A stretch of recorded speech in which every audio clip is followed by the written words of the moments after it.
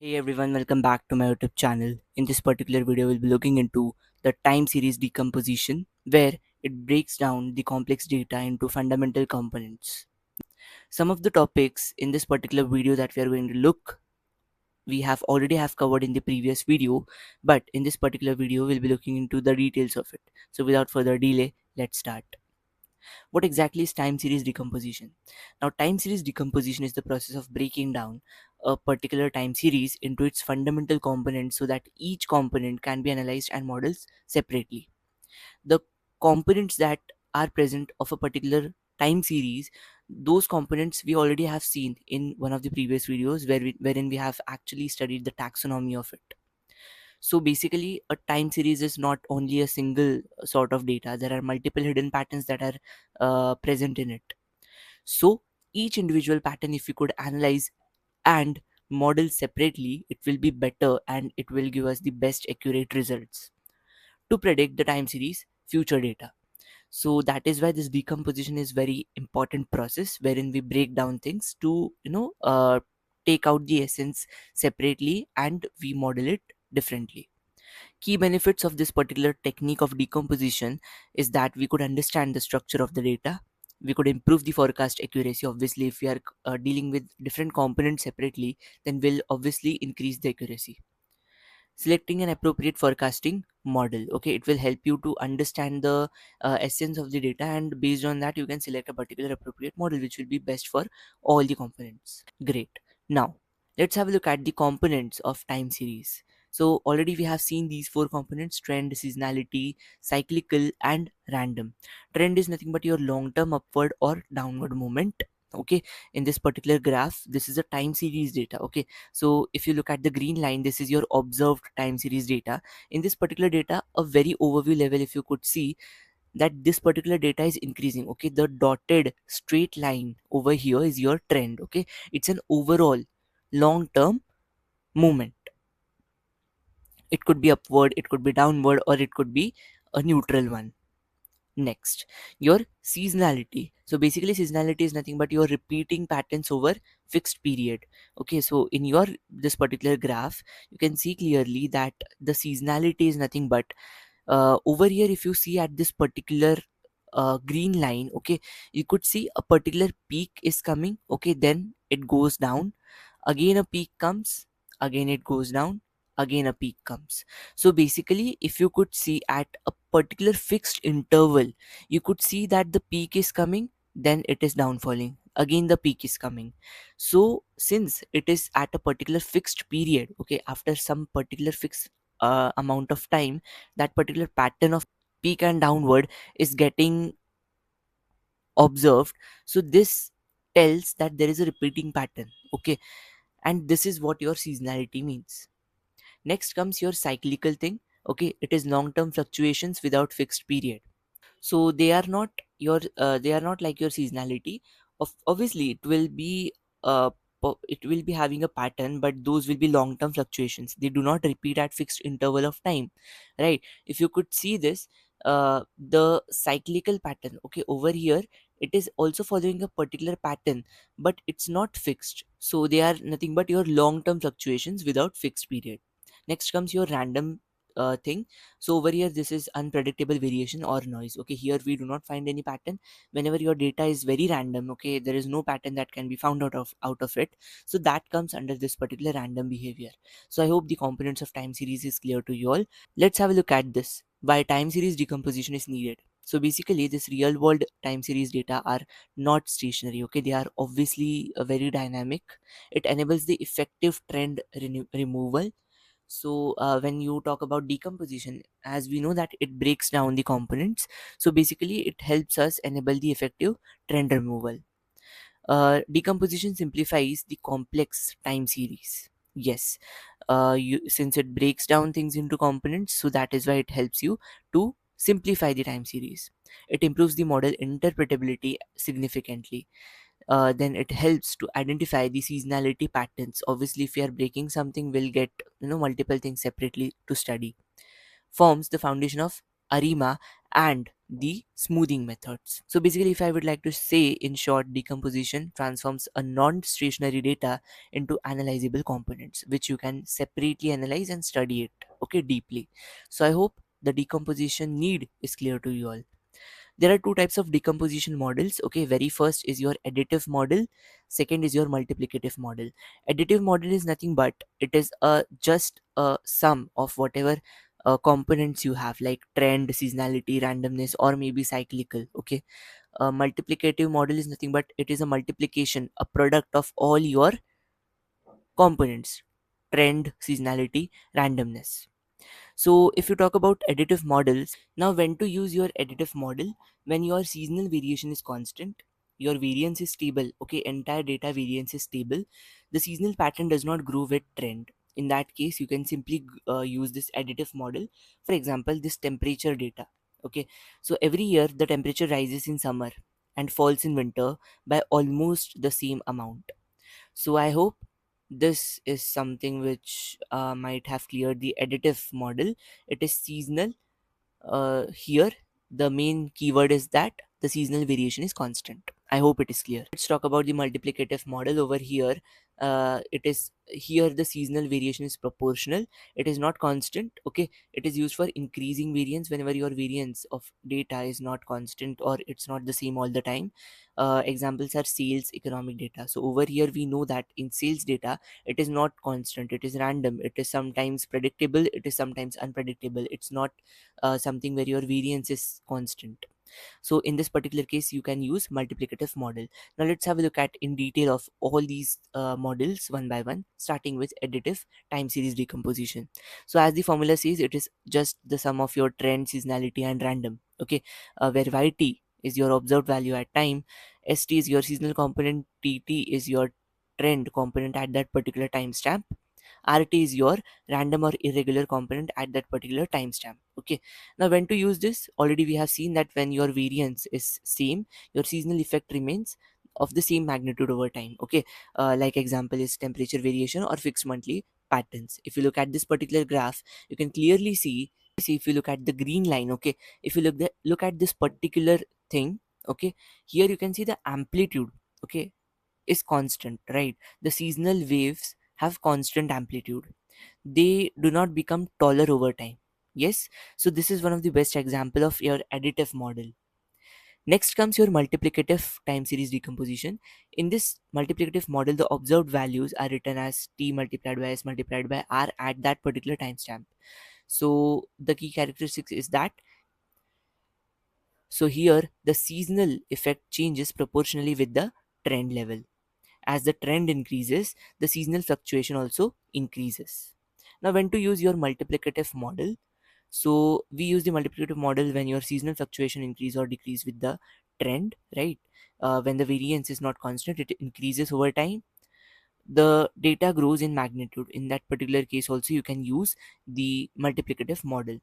Now, when we talk about real world examples, it is most common in your sales data, demand, or economic data.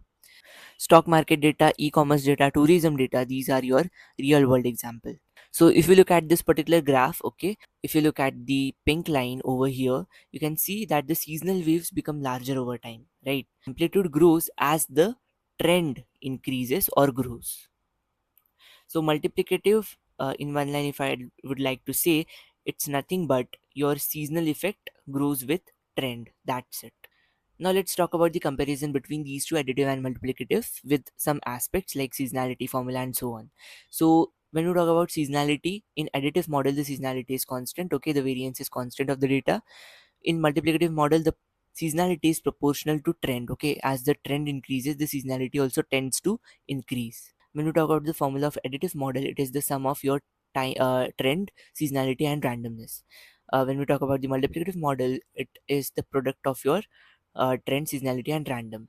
So I hope the formula is clear. Next, when we talk about the data behavior, it has stable variance. The additive model has a stable variance. Your multiplicative model has increasing variance. Okay. When we talk about the best for characteristic, so basically your additive model is best for simple patterns. Your multiplicative model is best for real world economic data like stock market. The examples could be temperature data for your additive model, and your multiplicative model example is sales data or demand data or tourism data. So I hope things are clear to you all. Now, if you talk about a quick decision guide, so look at the time series plot. If seasonal peaks grows larger over time, okay, if whenever you see a seasonal pattern, if the peaks of those seasonal positions are actually growing larger over time, then use multiplicative model. If the seasonal peaks remain of the same size, then in that case use the additive model. So this is a quick trick for identifying which model to use. I hope the comparison is clear to you all. Now, let's have a look at the steps that are involved in time series decomposition. So, your first step is the estimation of your trend. Okay, so you first understand your trend component. Trend represents the long term movement of the data that we already have seen. We usually estimate the trend using the moving averages. See, if you have the original data like this, after estimating the trend, you get this. Okay, next step is your removal of your trend, whatever you have got. Once we estimate the trend, we remove it from the original data. This particular thing helps us to isolate the seasonal behavior. Okay, now an important thing to say is that the method of removing the trend depends on the model type, whether it is additive model or multiplicative model. So if it is an additive model, we subtract the trend. If it is a multiplicative model, we divide the trend. Okay, next step is your estimation of seasonal component. After removing the trend, what remains mainly shows the seasonal pattern. We calculate the seasonal indices for each season, like month or quarters. Okay, these particular indices shows how much each particular season deviates from the trend. Next step comes is to compute the random factor, okay, the random component. Finally, whatever is left after removing the trend seasonality is called your random or residual component. This particular part represents irregular fluctuations, and ideally this component should be very small and random. So I hope the steps that are involved is clear to you all. Now let's have a look at the numerical example of your additive decomposition method. So this is how our data is present. Okay, this is the given data. Now let's have a look at the numerical example of your additive decomposition. So for additive model, as we know that we use the formula, okay, y of t minus tt minus st. So as we know, the formula for additive model is this. Okay, your random for that particular timestamp is nothing but you subtract these components with each other. Okay, yt minus tt minus st. It's the same that we have seen before. Okay, only instead of computing the yt, we have now used rt on the LHS. So I hope this formula is clear to you all. Now, if you look at this particular table, the observed value for January month is 120, that is your YT. The trend for your January month is 100, and the seasonal factor for your January month is plus 20. So, how your R, so what your R becomes is YT minus TT minus ST, which means 120 minus 100 minus 20, which is 0. So, your random component is 0. In February month, your observed YT is 110, your trend is 100, and your seasonal is plus 10. So your random will be 110 minus 100 plus 10, which is nothing but your 0. I hope this is clear. Similarly, for March, it is 0. For April month, it is 0. So the conclusion out of all this that comes is since the random component is 0 everywhere, this is a perfect additive decomposition example. You can see the random factor is perfectly or approximately equal to 0. This is a perfect example of additive decomposition. Now let's move on to the next multiplicative decomposition numerical. So over here, as we know, the multiplicative decomposition numerical has the formula like y of t equals tt multiplied by st multiplied by rt. Now, if you talk about getting the random value, okay, we have to take it to the LHS and the other values to the RHS. So your RT becomes YT divided by, in denominator we have TT multiplied by ST. Okay, so if for the January month we have the observed as 200, the trend 160, the seasonal 1.25, then what will be the random value? Okay, so in this particular case, it will be 200 divided by 160 multiplied by 1.25. So this becomes 200 divided by 200, which is your 1, right? Now similarly for the February month, it will be 180 divided by 160 multiplied by 1.125, which is nothing but your 1. So basically, when the random component is equal to 1, it means there is no random fluctuation, right? It is perfect decomposition and all the variation explained by trend and seasonality, right? So I hope the interpretation is clear, how we have chosen multiplicative decomposition and how we have come to this particular conclusion. Now, let's have a look at the importance of decomposition in forecasting. So far, we might have understood the importance, but let's have a look at the quick summary. So, first is stationarity. So, it makes the time series stationary for modeling. Okay, when we talk about the accuracy, it improves the accuracy for forecasting because it divides your data with the aspect of each component and it works individually on each component. It is ARIMA ready, that means it enables proper ARIMA model fitting. Okay, we'll look into this in the upcoming videos. It helps for smoothing. Then the importance of this is for smoothing also, for seasonality also, it enables seasonal forecasting. And the insight that we get, okay, we get essential pre-processing step for analysis.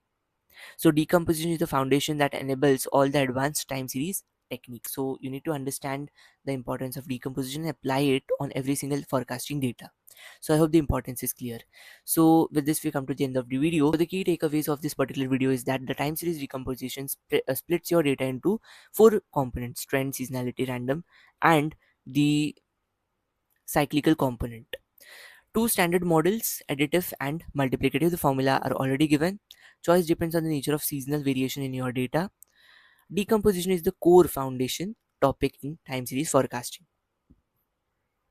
So I hope the entire video is clear to you all. The concept of decomposition might be clear to you all. If you guys have any single doubt, then you can still put it in the comment section. I'll be happy to solve it. For more such videos, do like, share, and subscribe to my channel. Also hit the bell icon and don't forget to follow me on Instagram. Please join me on Telegram. Thanks for watching. Have a good day ahead.